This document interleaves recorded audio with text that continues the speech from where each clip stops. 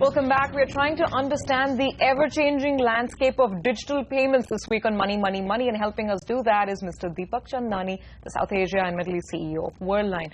Now, sir, let's talk about the aspects of security. You did mention at the outset that a lot of the digital payment gateways and channels and instruments are fairly safe right now.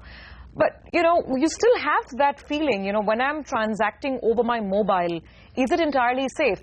And what happens if I lose that mobile and, you know, the sanctity of that device is lost or compromised? Then what happens to, you know, my personal bank account, my finances, Sure. the money that I've stored in my wallet? So, at the outset, it's very important to be careful about the fraud and risk element. Just to give you a sense, globally, this is a $16 billion industry. So, and it's expected to go to $30 billion in the next 5 to 6 years. Mm-hmm. So it's like an industry by itself, fraud. It's organized. Oh, wow. So it's not, you know, the guy on the street who just steals your wallet. It's a bunch of organized people that operate globally. Mm-hmm. So it's something you should certainly be conscious of. Having said that, today's digital instruments and what the RBI has done is actually is great because they are very secure. You have typically everything has two-factor authentication above a very, very small amount of 2,000 rupees, which means two-factor authentication very simply is what you have and what you know. Okay, so I have my credit card, physical. Mm-hmm. What I know is the PIN. Yeah. Those two must match. So when I go to a store, I stick my card in, I have it, and then I put the PIN in, something I know, and those two, when they work together, my Sure. transactions get authorized. That same principle operates across the board when it comes to basic security. So even if it's a mobile wallet, what you have is your phone, what you know is your PIN. And your phone is usually mapped. The numbers on the phone are usually mapped. The hardware ID is usually mapped. So at the back end, people processing the transaction know that this is the right phone, this is the right MPIN, and you're good to go.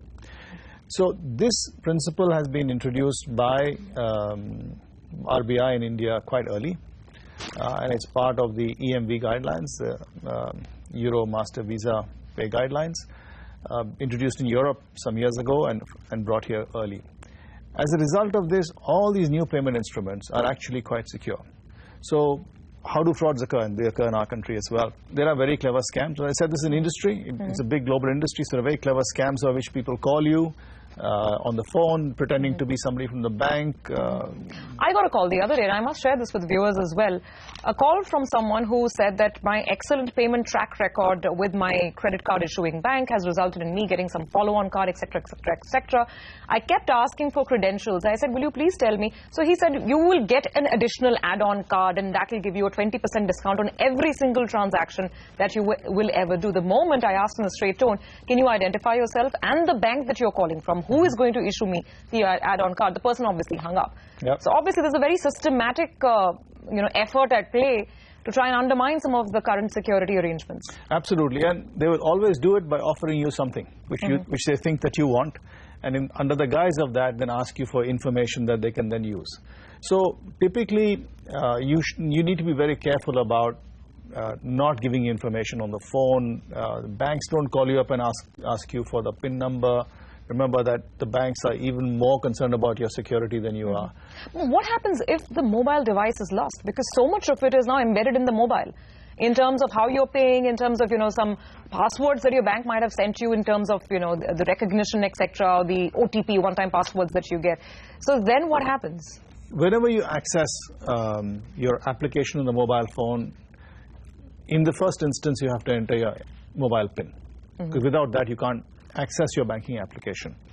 So as long as you make sure you don't have your mobile PIN scribbled on the back of your mobile phone, which hopefully people won't, yes. Or it's not your birthday, which somebody remembers. So you have to be careful about very basic things. The PIN that you're putting in for the app itself. Indeed. Yes, yes. And you don't go publishing your credit card number, the CVV number at the back, to people or say it out on the phone. So it's very basic precautions that you need to take. And you should be good. As long as those basic precautions have been taken, you should be secure, even in the event of you losing a tablet or losing a phone which had, let's say, some sensitive information. And as you go forward, as I was mentioning to you earlier, more and more is going to go on the mobile, and there are new technologies now coming into play by which you can have all your cards on your mobile phone, but then it's very secure. It's called host card emulation, a technology we work with in Europe and are bringing to this part of the world also. So those will come in as we move forward. And what happens with this new technology? So when you want, it doesn't store any of your card details on your phone. Nevertheless, your phone can be used as your card. Okay. So effectively, the information is stored on the cloud, and it's tokenized, so your card number is never there on your phone. There's a token in its place. So even if you lose your phone, even if somebody goes into it, a hacker goes into it and looks at it, all he or she gets is a token, which is useless.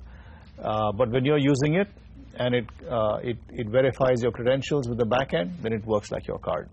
So newer technologies are coming in that will make it even more safe and more convenient to use your phone. You just go up to your, just like you've heard of Apple Pay now coming into play in several countries already, where what you need to do really is put your thumbprint and hold the phone very close to the payment device in a shop, and you're done. So the name of the game is to bring in frictionless, seamless, easy, intuitive payments, but do it securely. So therefore, that brings me to my last question. So much is changing, and in the field of technology, things are changing before you can blink. Over the next 1 to 2 years, and I'm not even going to look beyond that, what form of digital do you see becoming most prevalent in terms of whether it's internet or whether it's mobile? What sort of payment modes will really prevail? So the basic instruments don't change. We go back to debit or your bank account, your credit instrument, and your prepaid. The form factor changes. The form factor in our country is changing a great deal in favor of mobile phone. And so we'll see more and more and easier ways to use the mobile phone. The UPI will be on the mobile phone, the Unified Payment System. Host card emulation will come on the mobile phone. So effectively, the phone will become the one place from which you can start to use all your instruments, all your payment instruments, and use them securely. I think that's the one piece that you will see changing, especially in urban India. In rural India, there is still a lot to work to be done, especially with places where digital payments are accepted. So in our country, there are 18 to 20 million shops, maybe more. There are only 1 million of them with a point-of-sale machine. So there's that whole infrastructure catch-up that has to happen over a period of time.